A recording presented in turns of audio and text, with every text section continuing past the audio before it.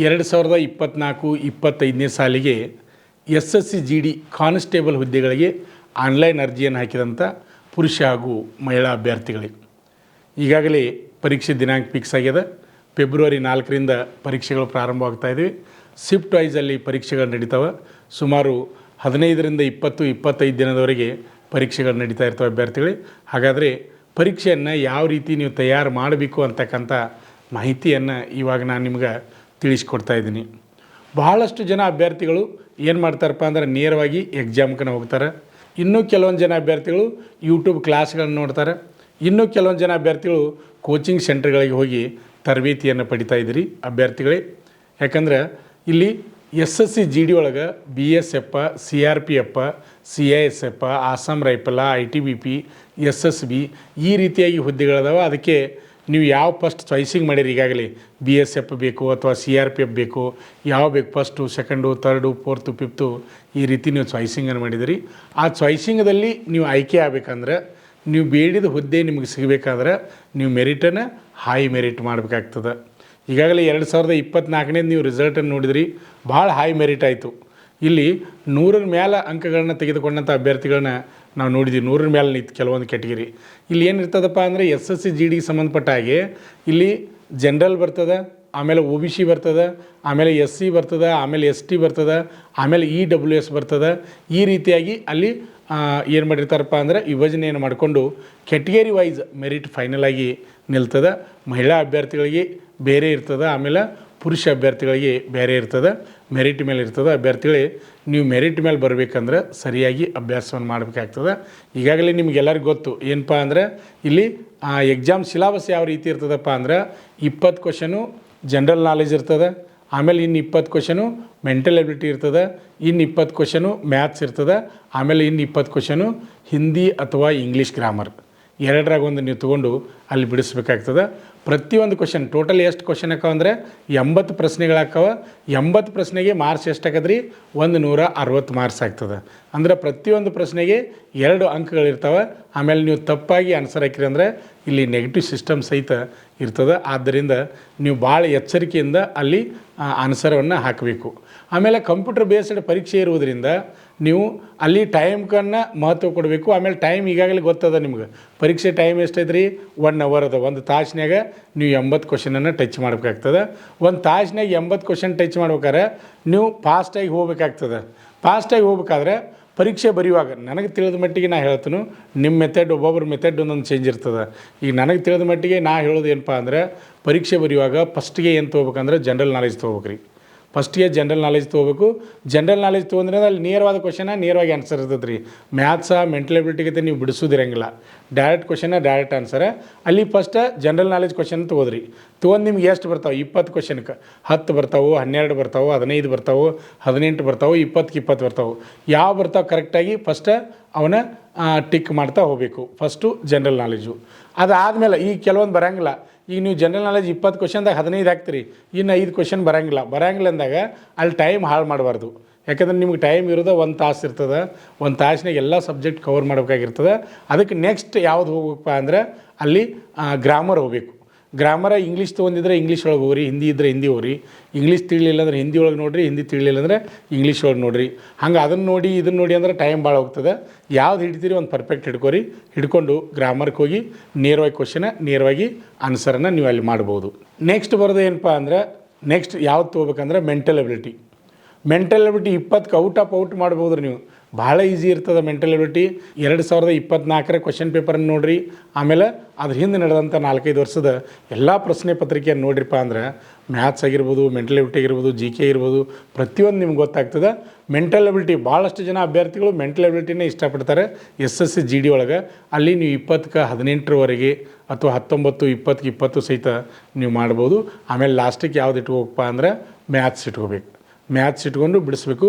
ನೀವು ಟೈಮನ್ನು ಕವರ್ ಮಾಡಬೇಕು. ನೀವು ಈಗಿರ್ತ ಏನು ಮಾಡಬೇಕಪ್ಪ ಅಂದರೆ ಕ್ವಶನ್ ಪೇಪರ್ ಮಾಡಲ್ ಸಿಗ್ತಾವೆ.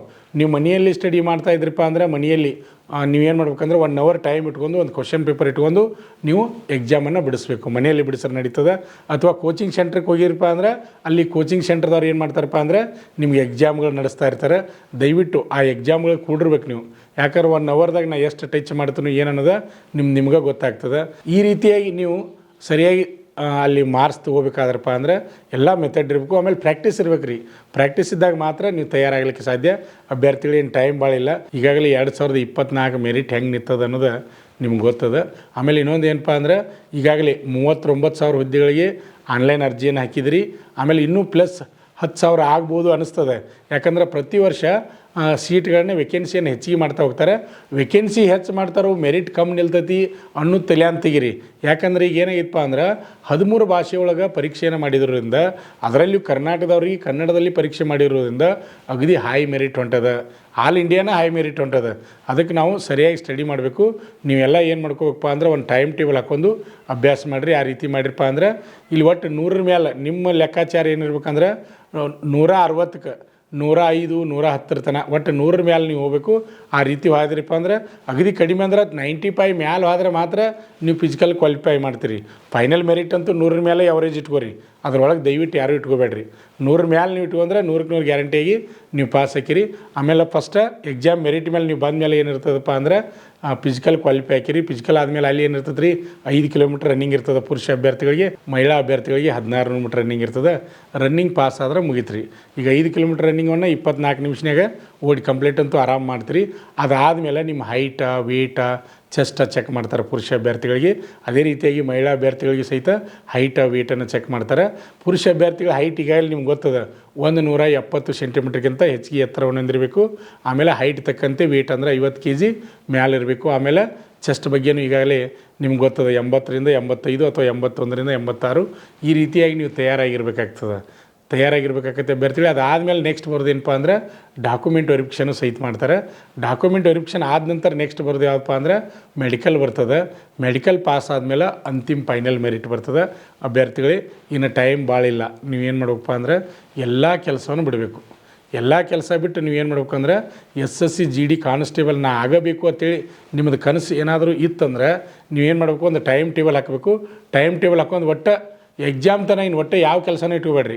ಬರೀ ಅಭ್ಯಾಸ ಮಾಡಿ ಬರೀದು ಓದೋದು ಅಭ್ಯಾಸ ಮಾಡೋದು. ಈ ರೀತಿ ಮಾಡಿರಪ್ಪ ಅಂದ್ರೆ 100ಕ್ಕೆ 100 ಗ್ಯಾರಂಟಿಯಾಗಿ ನೀವು ಪಾಸ್ ಹಾಕಿರಿ. ಅಭ್ಯರ್ಥಿಗಳೇ ನಿಮ್ಮ ಹತ್ರ ಟ್ಯಾಲೆಂಟ್ ಅದ, ನೀವು ನಿಜವಾಗ್ಲೂ ಜಾಣರದರಿ, ಬುದ್ಧಿವಂತರದರಿ. ಆದರೆ ಏನು ಮಾಡ್ತೀರಿ, ಮೈಗಳ್ತನ ಮಾಡ್ತೀರಿ. ಇನ್ನೂ ಟೈಮ್ ಐತಿ ಓದನು, ಅಥವಾ ಆ ಕೆಲಸ ಐತಿ ಈ ಕೆಲಸ ಐತಿ ಈ ರೀತಿ ಮಾಡಿ ಓದೋದು ಬಿಡ್ತೀರಿ. ದಯವಿಟ್ಟು ಆ ರೀತಿ ಮಾಡಿಬಿಡ್ರಿ.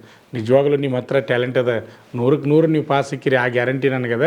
ಆದರೆ ಪ್ರಯತ್ನ ಮಾಡ್ಬೇಕು. ಪ್ರಯತ್ನ ಮಾಡಿದ್ರೆ ನೀವು 100ಕ್ಕೆ 100 ಗ್ಯಾರಂಟಿಯಾಗಿ ಪಾಸ್ ಹಾಕಿರಿ. ಅಭ್ಯರ್ಥಿಗಳೇ ಈ ವಿಡಿಯೋ ನಿಮ್ಗೆ ಇಷ್ಟವಾದರೆ ಲೈಕ್ ಮಾಡಿ, ಹಾಗೆ ನಿಮ್ಮ ಸ್ನೇಹಿತರಿಗೆ ಈ ವಿಡಿಯೋನ ಶೇರ್ ಮಾಡಿ.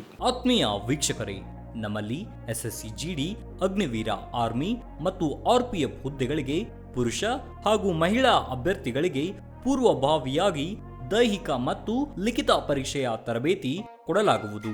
ಪ್ರವೇಶಗಳು ಪ್ರಾರಂಭವಾಗಿವೆ. ಅಭ್ಯರ್ಥಿಗಳಿಗೆ ನಾವೊಂದು ಚಾಲೆಂಜನ್ನು ಮಾಡ್ತಾ ಇದ್ದೀವಿ. ಅಭ್ಯರ್ಥಿಗಳೇ, ನಮ್ಮ ಸಂಸ್ಥೆಗೆ ನೀವು ತರಬೇತಿ ಬಂದು 3 ತಿಂಗಳು ತರಬೇತಿಯನ್ನು ಪಡೆದು ನೀವೇನಾದರೂ ಫೇಲ್ ಆದರೆ ಕೋಚಿಂಗ್ ಫೀಸ್ ವಾಪಸ್ ನೀಡುತ್ತೇವೆ.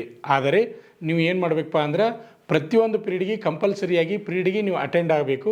ಅಂಥ ಅಭ್ಯರ್ಥಿಗಳಿಗೆ ಮಾತ್ರ ಈ ಚಾಲೆಂಜ್ ಅನ್ವಯಿಸುವುದು. ಪಾಲಕರ ಆಶೀರ್ವಾದ, ಯುವಕರ ಪ್ರೋತ್ಸಾಹದಿಂದ ಸರ್ಕಾರದಿಂದ ಮಾನ್ಯತೆ ಪಡೆದು ಕರ್ನಾಟಕದಲ್ಲಿ ಯಶಸ್ವಿಯಾಗಿ 21ನೇ ವರ್ಷದಲ್ಲಿ ಮುನ್ನಡೆಯುತ್ತಿರುವ ಸಂಸ್ಥೆಯಿಂದ ಇಂಡಿಯನ್ ಆರ್ಮಿಯಲ್ಲಿ Agniveer, general duty, tradesman, army assistant officer, store keeper ಮತ್ತು ಟೆಕ್ನಿಕಲ್ ಹುದ್ದೆಗಳಿಗೆ ಅಗ್ನಿವೀರ ಇಂಡಿಯನ್ ಆರ್ಮಿಯನ್ನ ಸೇರಬಯಸುವ ಅಭ್ಯರ್ಥಿಗಳಿಗೆ ಪೂರ್ವಭಾವಿಯಾಗಿ ಕಂಪ್ಯೂಟರ್ ಬೇಸ್ಡ್ ಎಕ್ಸಾಮ್ ಹಾಗೂ ದೈಹಿಕ ಪರೀಕ್ಷೆಗಳಿಗೆ ತರಬೇತಿ ನೀಡಲಾಗುವುದು.